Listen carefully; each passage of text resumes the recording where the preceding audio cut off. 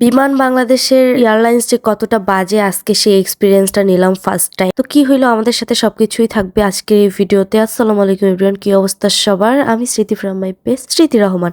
তো সকাল সকাল ঘুম থেকে উঠে আমরা এয়ারপোর্টে পৌঁছে গিয়েছি। আজকে আমরা যাব কক্সবাজারে, আর এই জন্য আমরা ঢাকা এয়ারপোর্টে চলে গিয়েছি। এখান থেকে ডোমেস্টিক ফ্লাইটে আমরা যাব হচ্ছে কক্সবাজার। দেন আমরা তো আরো অনেক অনেক মজার ভিডিও শেয়ার করব। তো আজকের এই জার্নির ভিডিওটা তোমাদের সাথে শেয়ার করতেছি। কেমন লাগতেছে অবশ্যই আমাদেরকে কমেন্ট করে জানাবা। তো আমরা এয়ারপোর্টে সবকিছু কমপ্লিট করে আমরা এদিক সেদিক হাঁটাহাঁটি করতেছিলাম আর ভিডিও করতেছিলাম। তো সব মিলে আমরা অনেক বেশি এক্সাইটেড ছিলাম, কারণ আমরা ফাইনালি কক্সবাজার যাচ্ছি। একদিনের অপেক্ষা করে এতটা জার্নি করার হচ্ছে আমাদের স্বপ্নটা পূরণ হবে আজকে। আমি যেহেতু এর আগে কখনো কক্সবাজার যাইনি, এন্ড আমার হাজবেন্ডও কখনো যায় নাই, তো দুইজনেরই আমাদের ফার্স্ট টাইম কক্সবাজারে যাওয়ার। ঘোরাঘুরি করতে করতে আমাদের একটু লেট হয়ে গেছে, তো এই তো আমরা তাড়াতাড়ি করে গাড়িতে উঠে পড়ছি, আর এখন আমাদেরকে নিয়ে যাচ্ছে আমাদের ফ্লাইটের কাছে। এয়ারপোর্টের এই জায়গায় আমার অনেক কিছু মনে হচ্ছিল যে আসলেই প্রবাসীদের কষ্টটা কতটা। বাবা মা ভাই বোন প্রিয় মানুষকে ছেড়ে বছরের পর বছর বাইরে থাকা আসলেই অত সহজ একটা ব্যাপার না। শুধু দেশের মানুষকে খুশি রাখতেই তারা বাইরে থাকে, সবাইকে খুশি করতে নিজের জীবনের সুখ সবকিছু দেশে ফেলে রেখে চলে যায়।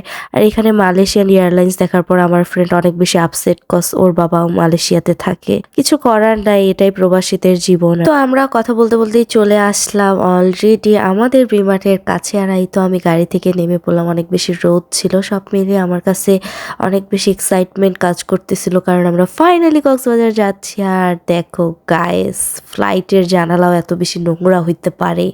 উঠার পর আমি একদমই মন খারাপ করে ফেলছি, কজ আমি একদমই বাইরের কোনো ভিউ নিতে পারবো না, একদম ময়লা দিয়ে। কি বলবো, বিমান বাংলাদেশের ফার্স্টেই আমার এই জিনিসটা অনেক বেশি খারাপ লাগছে, এত বেশি ধুলা।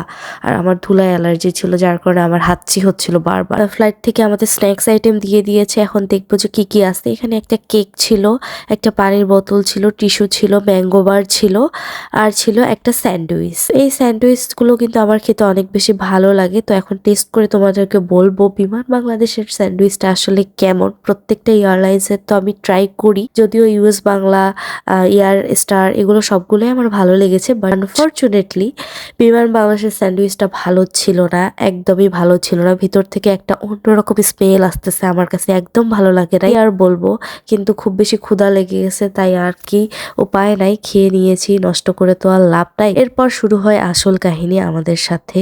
বিমান বাংলাদেশের কোয়ালিটি এত খারাপ, এত বেশি সাউন্ড। হ্যাঁ, এয়ারে অনেক বেশি সাউন্ড হয় বুঝছি, কিন্তু ভাই এত বিকট, এত বাজে এক্সপিরিয়েন্স আমার কখনো হয়নি যেটা আমরা ফিল করেছি হচ্ছে বিমান বাংলাদেশ এয়ারলাইন্সে। এটাই আমাদের বিমান বাংলাদেশের সাথে ফার্স্ট জার্নি ছিল, এটাই লাস্ট। আমরা আর কখনোই বিমান বাংলাদেশে কোথাও যাব না। যেহেতু ঘুরতে যাচ্ছি তাই আর বেশি আপসেট হয়ে থাকবো না। এখন আমাদের জার্নিটা আমরা এনজয় করবো। আমি কক্সবাজার এয়ারপোর্টে যাচ্ছি। এই কক্সবাজার এয়ারপোর্টটা এখন অনেক বেশি ছোট, যদিও সামনে হয়তো অনেক বড় কিছু আসবে, যেহেতু কাজ চলতেছে। আর এটা নাকি ইন্টারন্যাশনাল এয়ারপোর্ট হবে, জানি না কতটুকু কি শুনেছি আর কি। হোটেল থেকে গাড়ি এসে গেছে আমাদেরকে নেওয়ার জন্য। বাকি ভিডিওগুলো পেতে অবশ্যই আমাদের পেজটা ফলো দিয়ে রাখবা। আল্লাহ হাফেজ, আসসালামু আলাইকুম, টাটা।